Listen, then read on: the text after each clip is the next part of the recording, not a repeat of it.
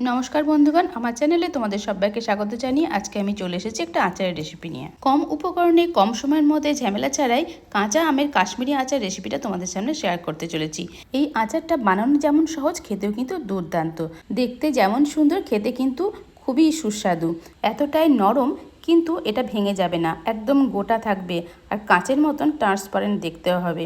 সেই জন্য এই আচারটা ভারী মজাদার, তবে এটা তৈরি করা খুবই সহজ, ভীষণ কম সময়ের মধ্যে তৈরি করা যায়। আর এইরকম ট্রান্সপারেন্ট আমের আচার বানানোর জন্য একটা টিপস আছে, সেটাও তোমাদের সামনে শেয়ার করব।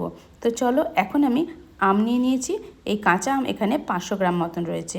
তো এই কাঁচা আমগুলোকে প্রথমে আমি ধুয়ে নিয়েছি, তারপরে আবার ভালো করে মুছেও নিয়েছি।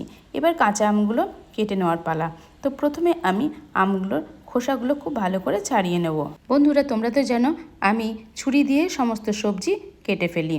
তো এই কাটতে কাটতে কয়েকটা টিপসও তোমাদের সামনে শেয়ার করব। এখন আমি পিলারের সাহায্যে আমের খোসাটা ছাড়িয়ে নিচ্ছি। তবে তোমরা দেখবে বাজারে নানা রকমের পিলার পাওয়া যায়, আর এই ধরনের যে পিলারটা দিয়ে আমি ছাড়াচ্ছি, এই পিলারের সাহায্যে তোমরা খোসা ছাড়াবে, দেখবে খুব ইউনিকভাবে ছাড়ানো যায়।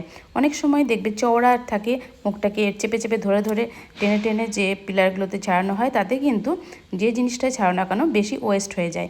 এতে কিন্তু বেশি ওয়েস্ট হয় না, খুব পাতলা পাতলা করে খোসাটা ছাড়িয়ে নেওয়া যায়। আশা করি তোমরা দেখে বুঝতে পারছো, খুব পাতলা পাতলা করে আমের খোসাগুলো আমি ছাড়িয়ে ফেলেছি। এই সমস্ত খোসাগুলো ছাড়িয়ে ফেলার পর এবার কেটে নেব। এটা একটু ইয়েলো হয়ে গেছে। আমগুলো যদি গাছ থেকে অনেক দিন আগে পেড়া থাকে, সেই আমগুলো একটু ইয়েলো রং ধরেই নেয়। এবারে দেখো আমি গোল গোল করে কাটবো। তবে প্রত্যেকটা আমি কিন্তু এখন আঁটি হয়ে গেছে।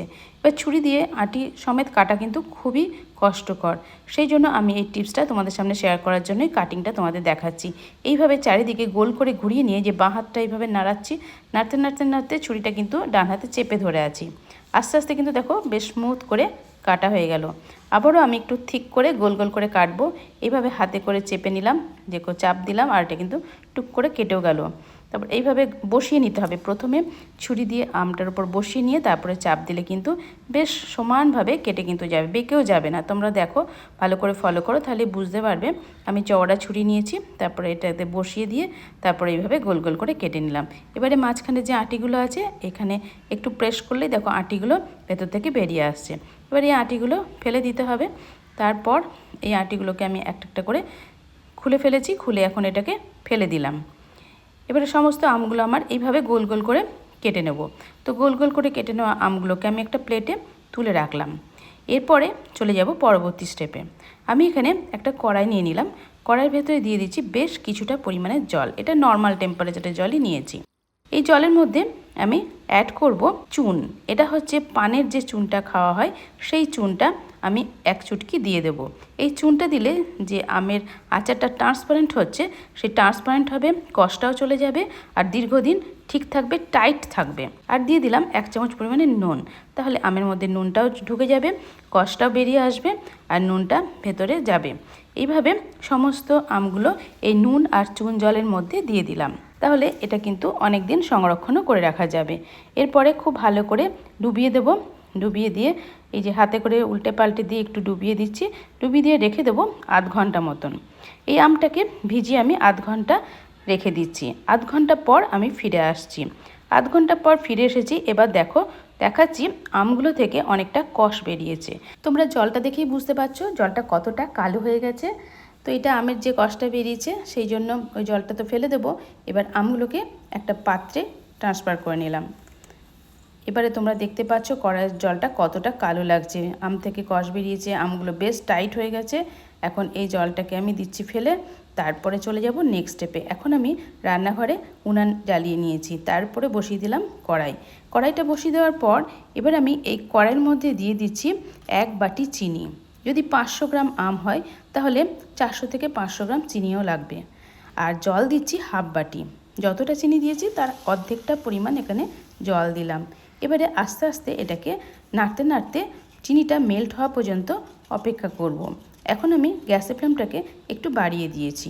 তারপরে এই সেরাটাকে একটু ঘন করে নিতে হবে। তবে বন্ধুরা, একদম ভালো করে ফুটে গেলে গ্যাসের ফ্লেমকে মাঝারি করে দিতে হবে, তা না হলে এই চিনির রসটা লাল রং ধরে নেবে। এখন আমি গ্যাসের ফ্লেমকে মাঝারি করে এটাকে কিছুক্ষণ ফুটিয়ে নিচ্ছি। ফোটাতে ফোটাতে একটু ঘন হয়ে যাবে। তো ঘনত্বটা আস্তে আস্তে নাড়তে নাড়তে বুঝতে পারবে। খুব খুব ঘন করে নিলেও কিন্তু হবে না, তাহলে আমগুলো সেদ্ধ হবে না।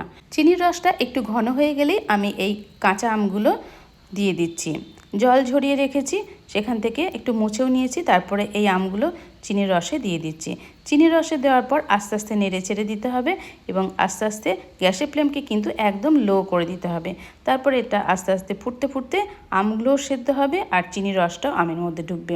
তো বেশ কিছুক্ষণ সময় ধরে এটাই কিন্তু সেদ্ধ করতে হবে। আর যখন একটুখানি সেদ্ধ হয়ে আসবে আমগুলো, তখন কিন্তু আর বেশি জোরে জোরে নাড়া যাবে না, খুব হালকা হাতে নেড়ে ছেড়ে এই আচারটা তৈরি করতে হবে। তো দেখতে পাচ্ছ বন্ধুরা, বেশ কিছুক্ষণ ধরে কিন্তু এটা সেদ্ধ হয়ে যাচ্ছে। আমগুলো কিন্তু অনেকটাই সেদ্ধ এসেছে আর দেখতে পাচ্ছ এখন ট্রান্সপারেন্ট কালারের মতন হয়ে যাচ্ছে, তার মানে আমগুলো প্রায় সেদ্ধই হয়ে এসেছে। তো এইভাবে সমস্ত আমগুলোকে আমি আবারও উল্টে দিচ্ছি। একটু সাদা সাদা যেগুলো রয়েছে এগুলো দেখবে কিছুক্ষণ পর একদম কাঁচের মতন লাগবে। তো এইভাবে আস্তে আস্তে আমি সমস্ত আমগুলোকে উল্টে পাল্টে দিচ্ছি। অবশ্যই কিন্তু গ্যাসের ফ্লেমটাকে এখন একদম কমিয়ে দিয়েছি, তা নাহলে পরে কিন্তু এটা কালার ধরে নেবে। এই দেখো, দেখতেই পাচ্ছ কতটা সুন্দর লাগছে দেখতে, একদম খাজা খাজা থাকবে, এইগুলো গলেও যাবে না। তোমরা আমার এই প্রসেসে যদি করো তাহলে দেখবে এইভাবে করে রেখে দেবে, তারপরে খেতে কিন্তু দুর্দান্ত লাগবে।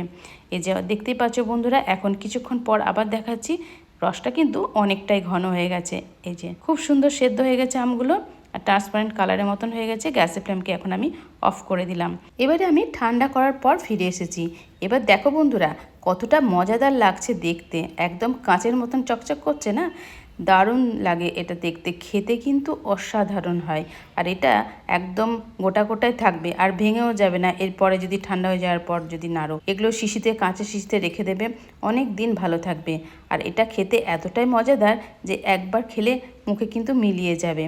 এই যে কতটা লোভনীয় লাগছে দেখতে, তোমরা বুঝতে পারছো। আমার তো এই আচারটা খেতে ভীষণ ভালো লাগে, এটাকে আমের মোরব্বা বলতে পারো। এটা এতটা টেস্টি হয় যে আমি প্রতি বছরই একবার করে এই আচারটা বানিয়ে স্টোর করে রাখি। এটা খেতে ছোট থেকে বড় সবাই কিন্তু ভীষণ পছন্দ করে। তো এইভাবে তোমরাও বানিয়ে ফেলতে পারো। এটার একটু ডেকোরেশনের জন্য একটু শুকনো লঙ্কা আমি এইভাবে গোল গোল করে কেটে রেখেছি, ডেকোরেশনের জন্য সাজিয়ে দিলাম। এটা যেন আরো বেশ মজাদার লাগে আর একটু ঝাল ঝাল লাগবে খেতে, দেখতেও ভালো লাগছে, খেতেও কিন্তু অনেক টেস্টি হয়। তো বন্ধুরা, আশা করছি আজকে আমার এই ভিডিওটা তোমাদের ভীষণ ভালো লেগেছে। এবার আমি হাতে করে একটা নিয়ে তোমাদের সামনে দেখিয়ে দিচ্ছি।